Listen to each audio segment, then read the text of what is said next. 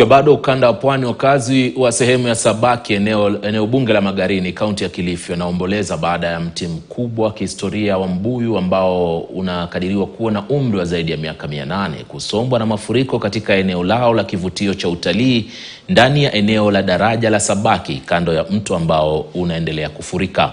Mti mkubwa wa mbuyu ambao ulifanya kazi kama ukumbusho wa kihistoria na mahala patakatifu kwa jamii ya Wamijikenda, ambayo wenyeji wanadai ulianza wakati wa shujaa wa Mijikenda Mekatilili wa Menza ambaye alikuwa akipumzika chini ya mti alipokuwa kwenye misheni zake. Sabaki nzima, vijana, wazee, wakina mama, sote tulikuwa tunafanikiwa na hii baobab. Saa hii hatuna kazi maana mbuyu umeenda. Tuko hapa kwa bridge, hapa ndo mali kwetu kwa kazi. Ilikuwaje? Na mbuyu uko kama na umri gani? Mbuyu ulikuwa na 852 years.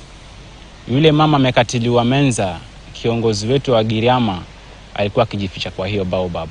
Mungu anaweza kukupa na Mungu pia anaweza kuchukua. So tunahuzunika sana kwa hii hali iliyotukia. Hasa pia kwangu mimi, kwa sababu hii ilikuwa ndo tegemeo langu pia, napopata kitu kidogo ya kuwa naweza kutengenezea familia yangu, kulipa school fees, na wale vijana wangu ambao tulikuwa tunasaidiana pia nao wanaweza kupata kitu kando na mambo ya mama Mekatiliwa Menza. Lakini sasa hali ilivyokuwa, uwanja umeenda, tumebakishiwa kiwanja kidogo. Kulikuwa na wale walikuwa wanapandisha wageni juu ya mti na kushukisha, kuna wale walikuwa wanasafisha na wale wanauza vitu hapa. Sasa jamii huku imeumia.